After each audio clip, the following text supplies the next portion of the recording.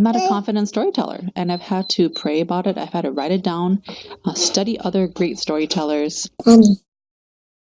458 minutes that I've had ever since I launched my first month, which is 2 weeks, which comes down to 6 videos. I got 458 minutes watched, which is great because I came from 0 minutes watched. I've learned so much. First of all, I'm totally grateful for those 458 minutes watched. That's a sense of inspiration, motivation, that even if it's a small audience, it is an audience. I really believe that mothers can listen to this in a podcast version style, while still having the visual, because moms are very busy. They can listen to their smartphones to and from shuffling, driving, or at work, during their break, at nighttime, during downtime, when they're cleaning the house like I am. I listen to my phone a lot as a podcast style, even visuals too. But since we're up and about, I might not look at the screen all the time.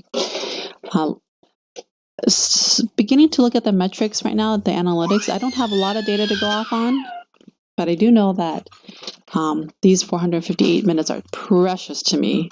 A lot of it comes from from the Facebook, because I do a lot of marketing on Facebook.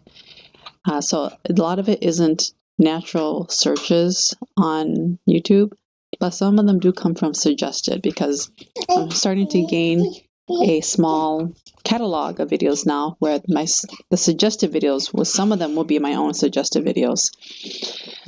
Titles are really important. The titles have to be really catchy, but really tell exactly what your viewer is going to anticipate when they listen. And the funniest thing is that I really like to make the thumbnails. I thought that I could never do them. They're really hard, but I found out it's just a really simple formula to do it. It's not the most professional, but I really enjoy making them, and I do think they stand out. In any case, whatever has come, it's been so fun. I'm really appreciative of the YouTube platform. I love it. I love that anybody can create anything that they want to. So such that they can be willing to video edit and promote it out there. And that's what I really like about YouTube, is that anybody can shine their gifts and talents out there. Anybody. It's free. As long as you do it, it's available for there. Hey, baby. And that's what I've learned in these 458 minutes. The biggest factor anybody should know when starting a YouTube channel, I'm about almost 2 months in. It is hard work. It's not lifting a million bricks. It's not being on an oil rig. It's not that kind of hard. It's hard is that you are all self-regulated. There's no boss to tell you when to get up, when to shoot a video, when to edit, when to upload. There's not even rent to pay for for example, if you're a realtor, you have to pay your association dues or a little bit of rental space. And that at least will keep you motivated. It's all self-regulated and motivated. No one's going to tell you how to when to make videos, your frequency, your consistency. Being consistent matters. And I've heard a lot of really good quotes. One of them is, if you're not consistent, then you're non-existent, right? Did I say that right? You have to really make content. And that's what's really great about the YouTube platform, is it's not prejudice towards anybody. It's only prejudice, I guess it is prejudice towards those who don't make content. But everybody has an equal level playing field. So long should you try. The next thing I figured out is, so the one thing that works for me, that is sort of my saving grace, is I'm glad that I figured out once a month. Hey baby, are you trying to talk too?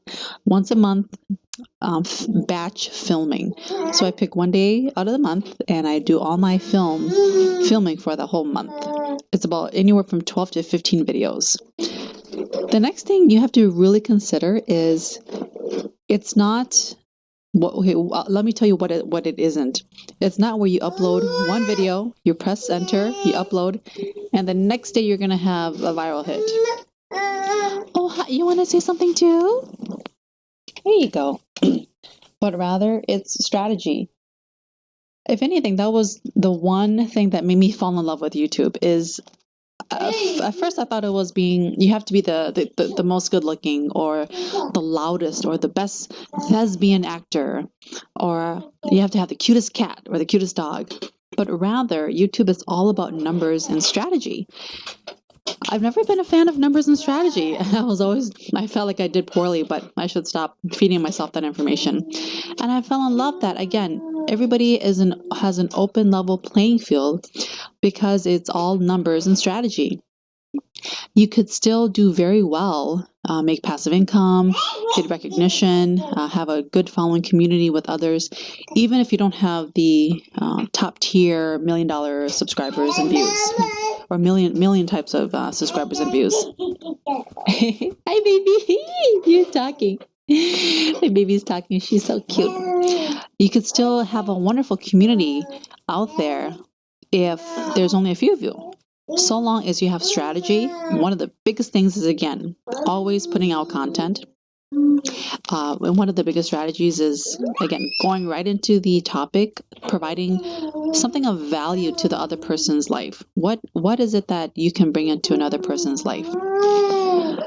So that's what I've learned so far. It's putting yourself out there, working hard, strategy, having no expectations other than hard work, being consistent, and getting really good content out there.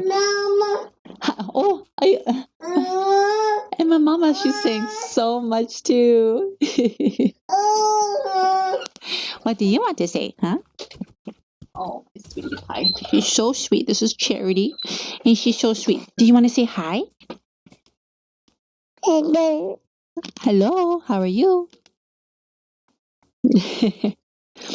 Another surprising thing is I'm talking.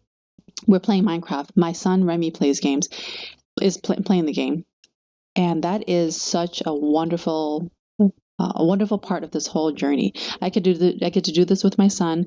In future videos, my other son will play Minecraft, and this is our wonderful high quality time together. They get to see mommy do stuff, and I get to see their wonderful playing games and working around all these commands. And right now Remy is trying to build this very beautiful house. Again, all a part of strategy. But this is our time to be together and learn from our mistakes that we did wrong. Sometimes he gets kind of tired of the games, and I tell him to kind of work hard, keep hard at it. Sometimes I lose my ground in speaking and talking, and I have to improve on that too. So there's a constant mistakes at this, which I feel like that is the right good measure. When I know that there's mistakes, ironically enough, a lot of it is the content of storytelling. I'm not a confident storyteller, and I've had to pray about it. I've had to write it down, study other great storytellers. That's why I have May and Rachel, my sister and one of my good friends on. They are terrific storytellers to tell and be part of the channel because they can contribute their gifts and talents that I can't, or that I'm working on.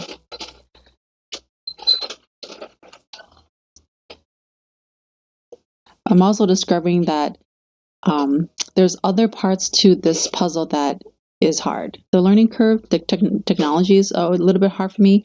My incremental, yeah. My time frame is pretty much 2 hours at night after everybody has fallen asleep, and about 5, 10-minute increments throughout the day. That's as much time as I can give since I'm a full-time mom and they need all my attention. Oh yeah. I'm learning about you have to set up a website, maybe an affiliate marketing website. Also set up some ads, and that might take me like a whole month to learn. There could be some paid courses. I had to find a mentor to do that, but things like that takes a time because, again, back to the beginning, it's all self-regulated. I'm going to teach you, going to walk you through this. You have to find these people out. It's social media marketing, YouTube influencing marketing. It's still a relatively newer term, newer market, and so you're going to really have to maneuver and navigate your way through this whole process. And for me, the technology side of it it is hard to kind of catch on or hard to learn and have it basically ingrained into muscle memory.